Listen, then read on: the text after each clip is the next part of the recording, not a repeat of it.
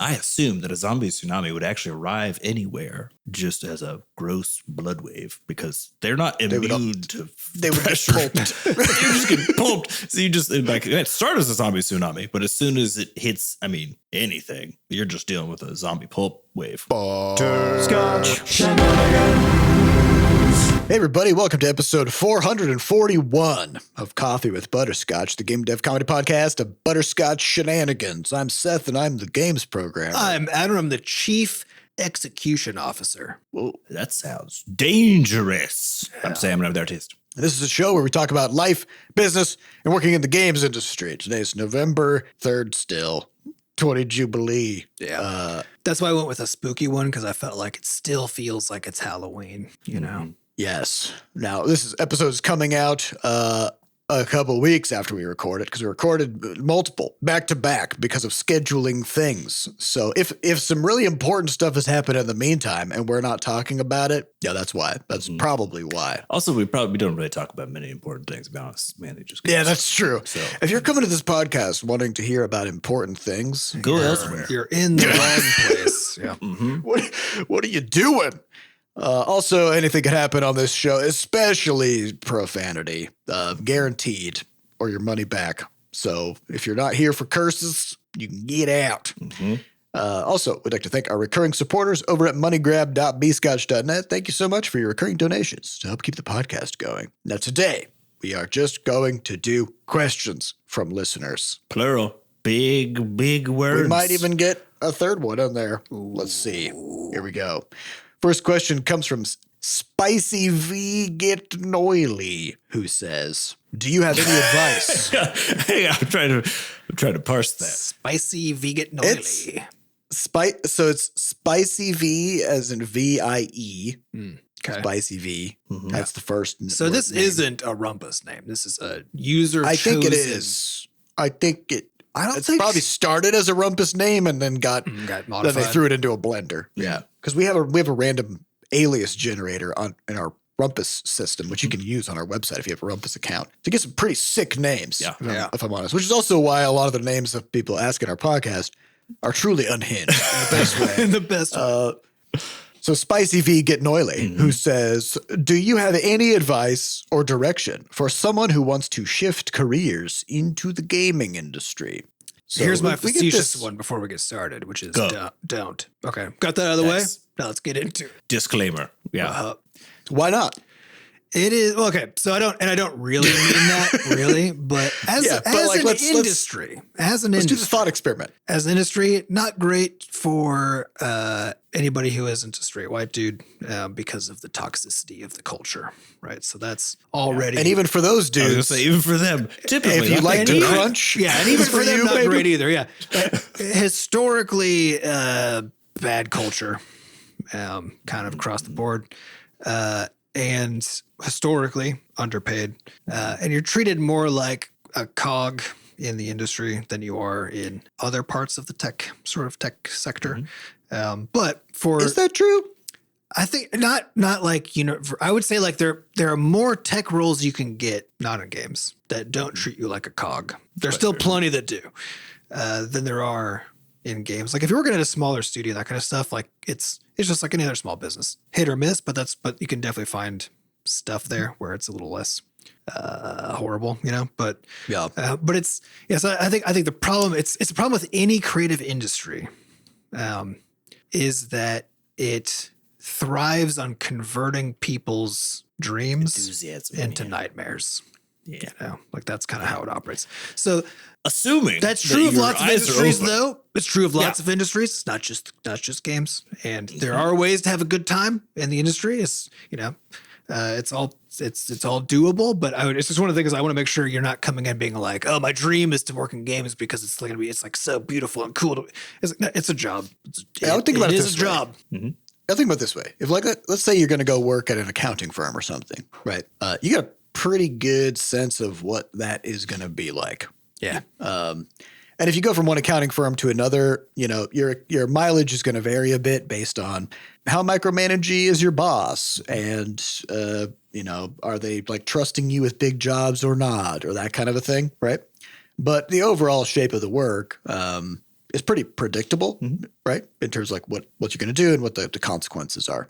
Things are really well standardized. Yeah. And I would say in creative spaces, whether you're like making games, making movies, making music, writing books, basically like you're making something that nobody needs to fulfill a mechanical purpose, but you're fulfilling an emotional purpose, which means that it's extremely hard to predict what you even need to be making to begin with, and then how to do it. And there's no simple like input good work, output success kind of a mechanism, right? Yeah. And so I would say in games, you will have lower lows and higher highs in terms of things that can go real badly and things that can go real well, right? And so if you're okay with that kind of a, high risk, high reward, but also possibly no reward, because that's what risk is, then yeah, like if you can swing that, then it can be great. Yeah. If we assume eyes are open, right? Go ahead. This has been thought about. Yeah. I don't know what industry we're transferring from, so I got no specifics, which means I got to go back to my generalist grab bag of someone. Yeah, because this is just advice for someone who wants to shift careers, which implies they're not like fresh out of college, no career history. They've been doing something for a while. Because like you have a job, and then eventually you have a career once you've been doing that job for a while, right? So if you're shifting careers, I think probably in your 30s or something. Yeah, but right? I think career also implies that you have like honed and developed some type of skill set, right? Maybe got a degree.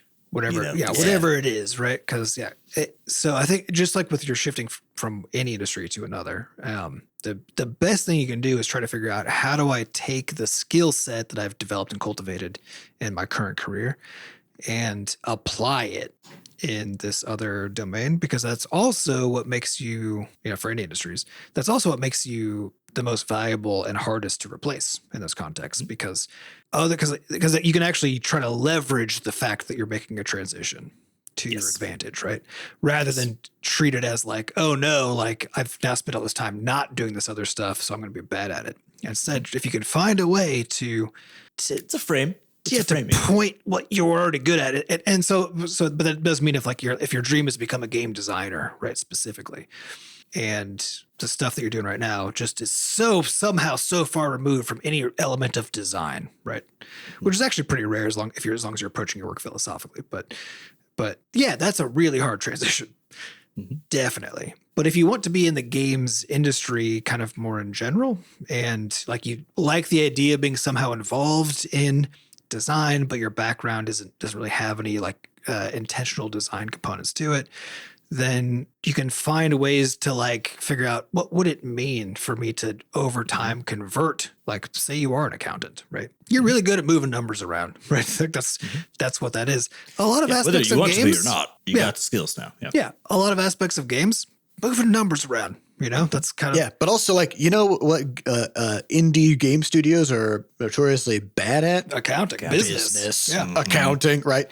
Because like we know a few folks like Chris Zukowski or Fat Bard, who basically realized that there are a large number of small studios that are all bad at the same things and all need the same work done. And can't afford to bring somebody in full-time in-house to do those things. Or maybe even if they could, it would make sense. Yeah. Yeah. So in Fat Bard's case, it's audio, it's sounds and music, right? Where it's like for any given game, it's not going to take you the entire duration of the game's production cycle to make the music and the sounds. And so it wouldn't make sense for him to go and, just like apply for a job at a game studio because they just don't have the work, right? And same thing with Chris Zukowski with his marketing stuff that he's been doing over the past, I guess, probably 10 years by now. It's been quite a while that he's been doing all this stuff. He realized that, when he talks to all these different indies, they all have different perspectives on what worked for them and what didn't work for them for marketing, but they're all reinventing the wheel every time they launch a game, and they're not sharing knowledge with each other, right?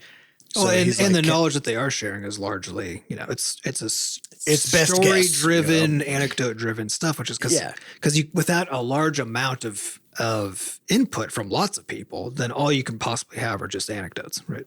Yeah. So in both their cases, they realize, my skill set doesn't actually translate to working at a smaller studio. I could go work at a big studio, maybe, right? But maybe you don't want that. Maybe you want, yeah. And so they realize though, well, they could just build up a portfolio of working with a bunch of studios all at the same time and helping them all with the same problem, right? So they just inserted themselves into the industry and deployed their skills in a way that made sense. And yeah, that's hard, and it takes quite a while to build that up. But that's another approach, right? So it all depends on that's one of those things that has that ease in approach, right? Because the scale of the projects you're taking on they are by design smaller. So you're stacking smaller projects on top of each other, which means there's a flipping point somewhere down the line if you take an approach like that to getting in that has you going from essentially having this be like a part-time thing or a thing you do like a moonlighting sort of a vibe, weekends,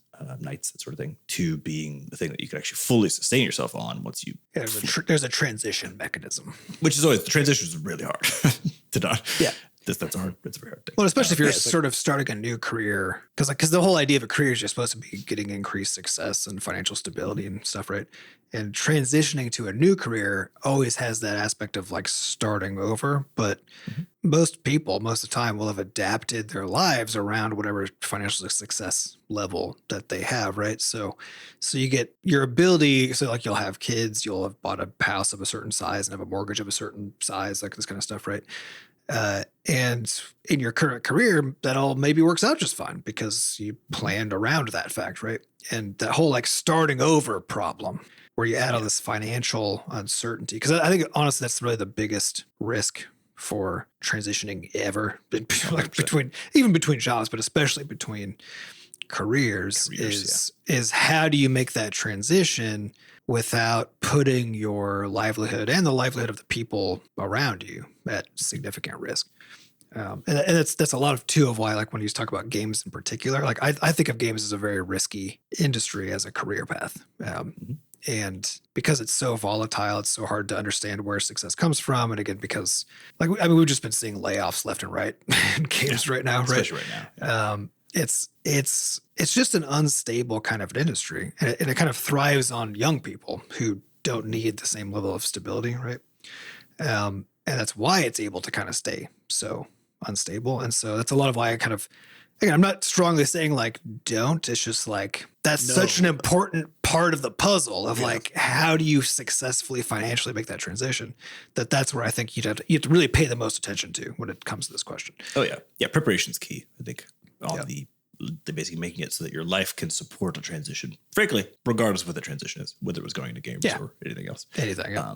But that's also why trying to convert your existing skills into something indispensable in this new space that's the highest likelihood way of being able to move from one sort of financially stable spot to another. Mm-hmm. Yeah. And if you're wanting to get into the games industry in something that you currently have absolutely no background in, you better just get started. Like start doing the thing. You got to develop the skills, right? That's a whole other set of problems. And it depends on the thing and all that. Yep. Yeah. Next question comes from Captain Jazz, who says, Adam, the combat trailer for Crashlands 2 just dropped this morning. The people need to know. Have you ever played hot potato with a lionfish before? So I feel like these two things are somehow related, but I'm not sure how they're related. They are related. It was so we have the Ballyhoo, which is I'm going to say monthly, but that's it's a little bit of a stretch. It's our time period newsletter. Our time periodly newsletter.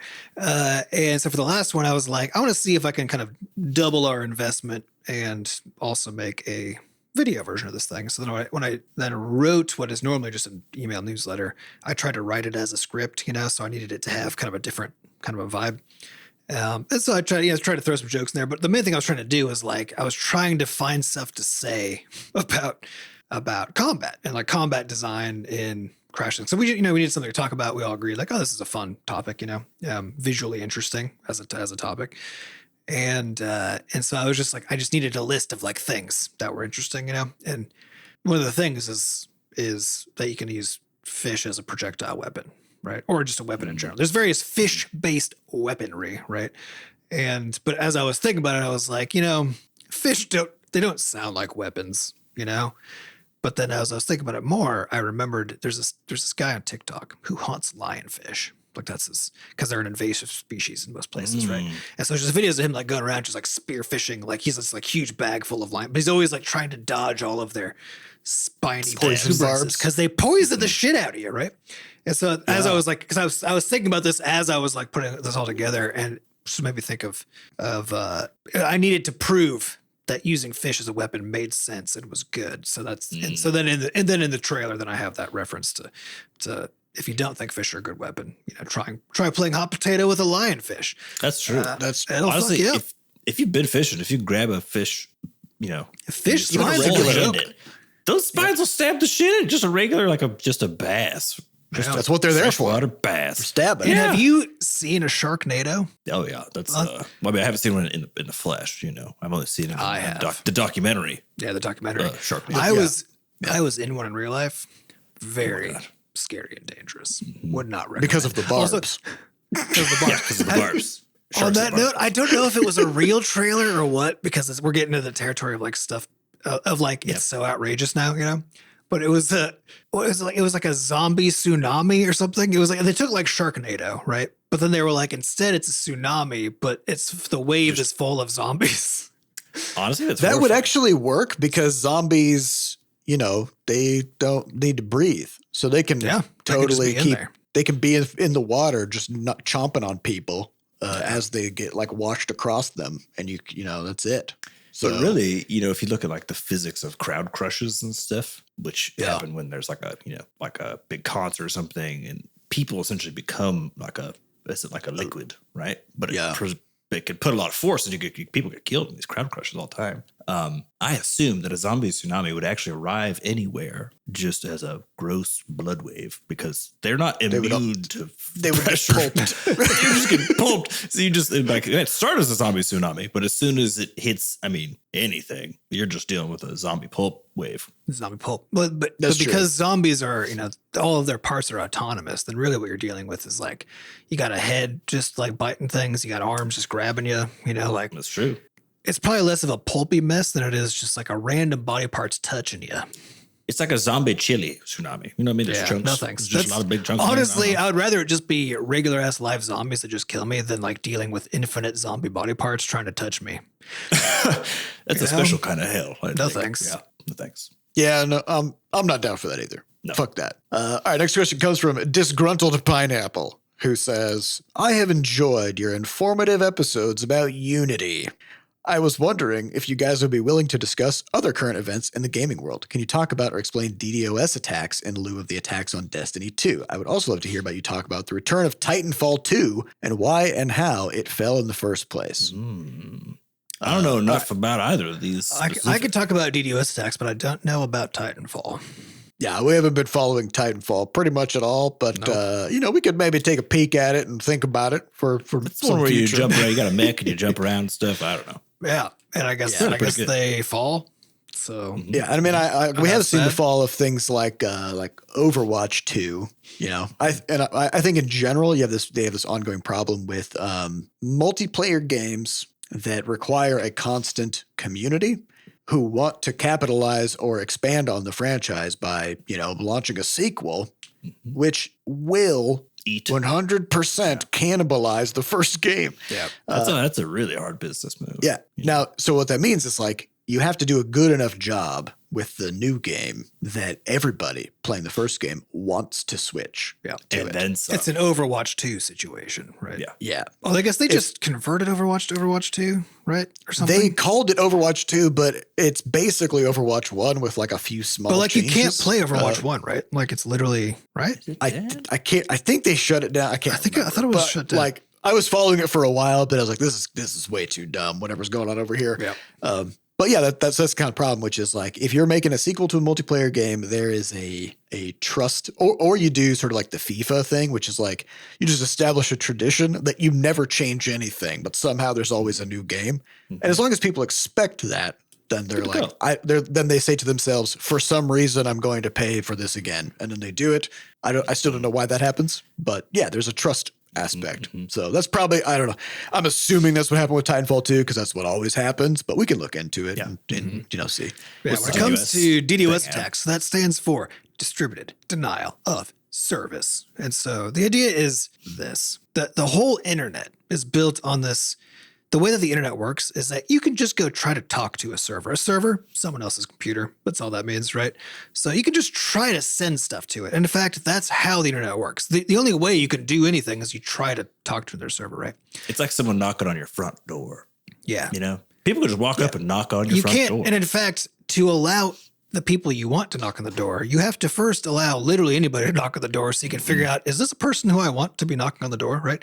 And then you choose whether to answer it after you look through the peephole. But they still knocked, though. They still got to your door and they still knocked, right? And there's no way to stop that from happening, just like in real life. These fuckers keep knocking on your door. They will not stop, right? So there's no way to stop it because you can't stop it without the internet not working. Because if you stop that, then how could you let somebody knock on your door to find out if you want them to be let in, right? So all of the servers on the internet that are doing internet stuff, serving websites, serving multiplayer games, whatever, right? Basically have to just let people try to talk to it. That's always the first step. And there are some things you can do to like lock things down, like a little bit upstream, like prevent certain IPs from hitting and all that kind of stuff, blah, blah, blah. But even for that, though, at some point, somebody has to knock on the door and be like, here's my IP address, right? So like you could put stuff in the way, but there's always has to be something that is receiving these door knocks, right?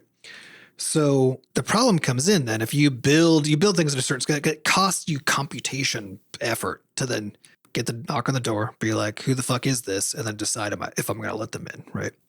So we all design our website, our web infrastructure, our servers to be able to support a certain number of door knocks before we just like the door gets knocked over or whatever, right? So it's all designed around like whatever your expected usage is basically, right? But again, the problem is you can't just stop other people from knocking on the door. Yeah. So a good example is like, let's say you're about to throw a dinner party. 4 people are coming to your dinner party, right? And you know they're going to be arriving like over a 1 hour period. Yeah. Okay. You've got the food, everything's ready. And then right as the 1 hour period starts, you hear a knock. You go to the door. It's somebody else who was not invited. They're just selling you shit, whatever. You're like, what the fuck? You're still trying to prep dinner, right? Yeah. So you're trying to prep dinner. You shut the door. Instantly, there's another knock. It's somebody else. You're like, what the fuck? But you know that there's people supposed to be coming. So like, you got to be checking the door, right? For the people you invited. And you just like, get away, shut the door. Knocks again immediately. You still haven't been able to finish cooking the you can't meal, finish cooking right? your meal. But now when you go look out the peephole, there's just so many people out there all like trying to knock on your door that you can't even tell if the people that you like and invited are out there, right? It's just a horde. And so you're trying to figure out like, do I let these people in? Like what's going on? And the whole time that you're trying to do that, the food isn't being cooked. It's not ready for your actual guests. And you're lucky if your guests can even get in, right? Because you're just busy manning the door, right? So a DDoS attack is basically a whole bunch of assholes universally, because there's no reason to do this unless you're an asshole, right? Or unless you're trying to take down some nefarious entity, but it's almost exclusively used by assholes. There's always an asshole on purposes. One end of it. That's true. That's true. Or both. One end or both. In the game space, though, like there's just no reason to DDoS. There's just no reason to do it. So what a DDoS is it says it's actually pretty cheap to knock on the door, right? And it's really expensive to knock on the door a lot, right? But if you can find a way, though, to have a lot of people all cheaply knock on the door in a way that you don't really have to pay for very much, right? Then you could basically create such a problem for the person trying to host their little dinner party, that their dinner party fails, right? Or their house gets collapsed because somebody knocks. So I was looking it up while you're explaining the concept. Bungie apparently had at least a week long DDoS attack. That's a long DDoS attack. That's extremely long. Usually you hold this in like a day or two. And so think about this. Like what happens during a game launch is already a DDoS, right? Yeah. Yes. You're going to have way, way, way more activity hitting your servers than at any other point in time. Yeah. It's like a month after launch, it's going to be like 10%. Yeah. And so there are kind of two strategies for this, right? One is you just somehow, it's like because we have things like Amazon Web Services and Microsoft Azure and stuff these days, you can temporarily rent servers, right? So one strategy you can take for this kind of thing is like at launch, you just like rent a fuckload of excess capacity that you otherwise wouldn't use. But for more traditional companies or ones that do most of their stuff in-house, what you would have to do instead is buy fuckloads of hardware that will only be used for like a week, right? Yeah. And nobody's doing that, right? Yeah, why would you do that? So basically, and also you're trying to guess because you can't simulate this kind of scale, right? You can just kind of guess at it. And you also, because it's games, you don't know what to expect for like how many people actually play on your opening day or whatever, right? And so you don't want to waste money by over-investing in server capacity. But you also don't want to underestimate it too badly because then nobody actually can get through. And this is why like every time a Blizzard game launches, they're in effect getting a peaceful DDoS of all the people trying to sign into the game. It's not an attack, launch, right? It's not still an attack. DDoS. Yeah, but it's still exactly. Yeah. But it means that they're already way above their normal capacity. Yeah. So if you throw extra bullshit on top of it, then it's but they are in usual though gamer sort of culture stuff. What I was reading was that some gamers were pushing an idea, some conspiracy that this was, they were doing this to themselves or they did some stupid, like they should be able to fix it, blah, blah, blah, blah. Like, it's just not like, even if it's not real. It's not real, but also it is very easy to DDoS yourself. So here's an example of how that can happen. Let's say you got some website, some web service, right? And let's say you just on that web page, you have some little thing that basically asks for something from the server on, let's say, a 1 minute timer. Just every minute, it's like, hey, give me notifications, give me something, right? Now let's say you fucked something up a little bit and it's doing it every second instead. Whoops. Right? Or every millisecond or something horrible, right? Now all of a sudden, every single browser that goes to your webpage is submitting like 1,000 requests per second, right? And it could just take Twitter did this. Twitter did this to itself. Twitter, there was like one day they released an update to their service that made like some timeline thing or something just check their server like every millisecond, and the whole fucking thing went down. But if it's a website though, then you can deploy a fix, and the moment somebody refreshes their browser, it's going to stop doing that, right? Yep. If you have deployed a video game, which is sometimes in the browser, but all the ones that like you think about are not, right? They're a standalone application. Then you can't fix it because it's not yours. It's not your application. It's deployed somewhere else. It's a standalone thing. You can't change it unless somebody downloads an updated version and installs the updated version of that game, right? So if you fuck something up in how conservative you are about how much the game talks to your server, right?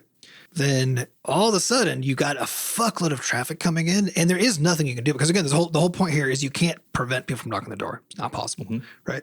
So you can DDoS yourself very easily on accident, and if you're in the game space or any software that gets delivered space, it can take you days, weeks, months to actually resolve that because now you're relying on all of your users to fix that problem for you by downloading your update, right? So a good example would be like, let's say that hypothetically, if you have a game like Bungie, people are playing online together. Let's say that whenever someone is playing online, there's one of these things happening where previously it was pinging the server every second. Now it's doing it 1,000 times a second. You are not going to be able to essentially tell that player's game to stop doing that, right? So in other words, until they update, they're still doing it, right? Which not means on purpose. Not on purpose. But just by playing the game. You did that. Really. Yeah. And so it's one of those things where the transition then is not as easy as something like web, to Adam's point, where you said what the truth is, and the truth is now reflected everywhere once a page refreshes, which they refresh like all the fucking time. So that's just like not really, there's no lag in terms of adoption of the version. Or certainly a lot less of it. Yeah, and even worse, some consoles may take up to 2 weeks to have your patch go through a cert, and they might even decline your patch, and then you got to start that 2-week period over again, right? And so the whole time you're getting self DDoSed, right, by something going on in your server. So the point being, web dev is trivially easy, and game dev is extremely hard. I think that's kind of the that's the takeaway, probably. That's the takeaway. I think we're all agreed. So which is all to say, like, but DDoSing is really, so it's actually a lot cheaper to do it to yourself because it's already in the software you've deployed, right? hard to recover, but you have full control of both sides, at least to an extent. It might take some time depending on how stuff is deployed, right? But when other people are doing it, it's really costly, right? Because they need to, because like servers, like even a tiny server, like a little machine with a little bit of CPU and hard drive, right, can actually handle quite a bit of web traffic, right? Yeah. Before it starts to become a problem, unless people are exploiting something really specific, like uploading large files or something. Which also is it's another one of those things, like you can't stop people from trying to upload huge files to you either, right? You can you can not accept it, but the server still had to process the fact that you tried to do it, right? So, it's you can come up with ways to make really costly, server requests. But the reason that the distributed comes into play is because the way that people mitigate these is they usually put stuff in front somewhere, something in front of the server that gets the traffic first. So this is like what Cloudflare is. That's its whole thing, basically, right? This is what a content delivery network, a CDN, like one of the things that it's good for. You need a meat shield. You need a meat shield where basically it'll just absorb stuff and then and it can do that cheaply because it's basically just mostly rejecting. So it's like your bouncer down at the gate somewhere else, right? Who's only at my dinner party, I grab Sam and I'm like, okay, I don't know what the fuck's going on out there, but deal with this. So I kick Sam out the door. And then Sam yells out, all right, if you're here for the dinner party, come talk to me. And so that he kind of gets the crowd around himself. And meanwhile, then Seth's over there cooking stuff like he was supposed to do in the first place. Now I can get back to cooking. Yeah. So that's basically what these services are for. And those services can be extremely effective when it's just like one rando with a single IP address, right? Because you just like block that traffic and you're done. But it starts to become hard when there's a limit. When there's like a million requests coming in, all from different clients, and you're trying to decide which one of these are valid, right? And because you don't want to reject stuff that is valid, but you certainly don't want to let stuff through that isn't, right? And so that's where like the DDoS comes in, is you have to somehow enlist a huge number of computers, whether they're other servers, whether they're players, things, whatever they are. But yeah, you have to enlist a huge number of servers that are geographically located so that they have a broad array of IP addresses. So basically you're trying to make the pattern really hard to detect of like where these things are coming from, so that a lot of processing effort has to occur for every request. Like that's what the goal of these things are, right? So it makes it as hard as possible to prevent. But these are really expensive because you have to enlist thousands of computers to do your bidding, right? So this is why usually DDoS attacks are mediated by bot farms, where somebody has installed malware on large numbers of random people's machines, right? Or even their thermostats. And thermostats, yeah, that's true. Yes, it's also why smart home devices are a really good target for causing DDoS attacks, because they're ubiquitous. They're everywhere. They have really low security thresholds, right? Every light bulb in your house is probably DDoS like Destiny 2, Yeah, well, that's exactly, because nobody's running antivirus on their light bulb, like that's fucking crazy. Yeah, it's not one of the So, but again, these have to be sustained attacks with these things, and so you have to basically find a way to do it, so that people can't just block lists of IP addresses and be done, right? It's hard to do at scale like that. Yeah, and that's also why they usually don't last very long. Like a week is a really long DDoS attack. It's like someone invested a lot of effort and energy for why. And this is like, it's like, is they're not cheap. They're really hard to do, right? Like they're really costly. Why? I mean, my tinfoil hat says it's a competitor, it's a competitor trying to sabotage the launch of the game, but also like the legal consequences, if you are pegged as the person who did something like this, is a enormous civil suit. It'll be very high. Yeah. And probably some criminal stuff too. Because it's essentially destruction of property, right? Like you are destroying some business's ability to generate revenue, which is the most egregious sin you can commit in the United States of America, to be frank. Yep. So you will be hanged immediately. But yeah, otherwise, or it's just bored.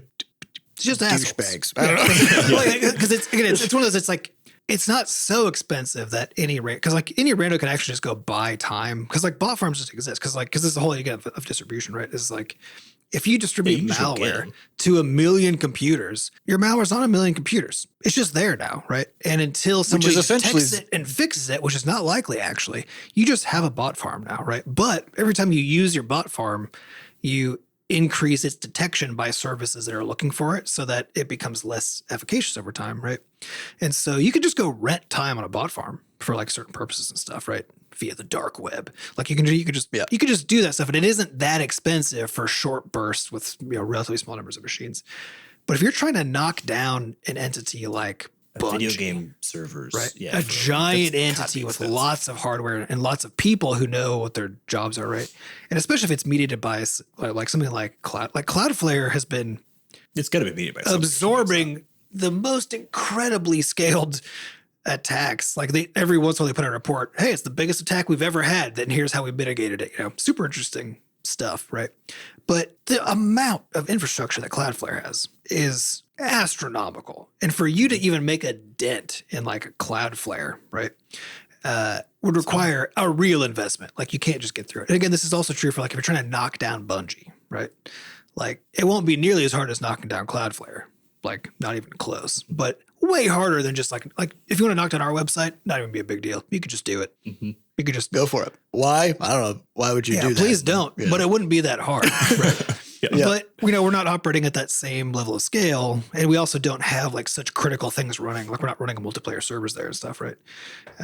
Where you can just completely destroy everybody's good time. Yeah. Right? And like our security strategy for so many things is just try to make it not matter. Yeah, just make it not like if somebody did a DDoS attack on Levelhead, you could still play Levelhead. Yeah, you just might not be able to upload stuff for a bit. Yeah, there'd be there'd be some aspects of the game that are all web stuff where like you wouldn't be able to get to the tower, you wouldn't be able to like sync your cloud level, but you could still go to the workshop and work on levels that are offline levels, and you could play the campaign. You could download levels in advance. So if you have downloaded levels, you could play all of those. And then once the servers come back up, it would all sync up and you're good to go. Right. And so like we try to take this, offline gameplay always as an option because people who are doing DDoS attacks want to ruin everybody's day. Yeah. It's the only reason to do it. So if you make it so that if they went through all the time and expense to do that, it's and just people can still just play the game anyway, then there's no incentive for them, right? So, and this is like why I'm saying, you could do it, but nothing would really happen. Yeah, again, please don't. But it wouldn't be as big of a deal, right? But this is also why every time you hear about this in the game space, it's somebody knocking down a multiplayer server usually specifically at launch, on launch. Specifically on launch, because also at launch is when they're already stretched beyond their hardware capacity in the first place, right? And so it's going to be a lot cheaper at launch for you to run a successful DDoS attack than if you wait for 3 months when they still have all their infrastructure, but a tenth of the players or whatever. And especially during launch, you can create this feedback loop where let's say you knock down like the login servers for a game launch. Yeah. The people who took the day off of work are going to keep trying to log in all day. So they're also DDoS attacking. So it becomes it's basically the equivalent of like if you have this dinner party going on and then you suddenly you're like, oh, everyone get the fuck out for a sec. I need to like do something. You kick them all out. And they're like, hey, I was like halfway through my meal. I went back in the building. And they're just keep knocking. And they just come back in and start knocking again. Yeah. So it's like you can't launch week is just like such a for a multiplayer game, it's such a prime moment because everything that happens helps with the DDoS, including just the players themselves. Yeah. So if you're smart, that's when you're going to do it. But also if you do it at another time, it probably won't make the news because it will get mitigated. Right. Like, it might just people might see Thursday, a slowdown or they might have a little bit of trouble or something, but it won't be the same level of chaos you can create at launch. So that's part of this. Like, I really don't know why people are doing this shit. Besides just to be assholes. But the way that people talk about it is always like, it's always at launch. So it feels like it's targeted in a really particular way, but also that's the most efficacious time to do it by a huge amount. Right. So like if you're doing it any other time, like if you want to attack a company or attack a game, that's when you would do it. That's the only time that really is cost effective. So I don't think it's so much about the launch of these things as it is like launch creates an opportunity for it's like in last episode we chaos. talked about smoke detectors, how they always go off at night because it's a little cooler in your house. It's the same. It's like if they're going to do this attack, it's going to be around a big moment for a game. There's always the most crucial time for things to go horribly wrong. Smoke detectors is 2 a.m. Yep. DDoS attacks is launch week on a multiplayer game. It's just, all right. Well, I think that's all the time we have. It's a little bit of a shorter episode because, well, the last one was a bit longer. And we're recording these on the same day. So, time's running short. We got stuff to do. We got to move on and make some video games. We'd like to thank our producers, Fat Bard and Sampa DaCosta, for putting this episode together. And thanks to our community moderators who keep our Discord running. To get more involved in the Butterscotch community, you can just go to podcast.bscotch.net, where we have links to the Discord, a way for you to donate, and links to the podcast archives. And as always, if you haven't yet, head on over to Steam, give Crashlands 2 a wish list, which helps give it some visibility and boost it up the charts. And we'd appreciate it quite a bit. So thank you all for listening. We'll see you next week. Goodbye.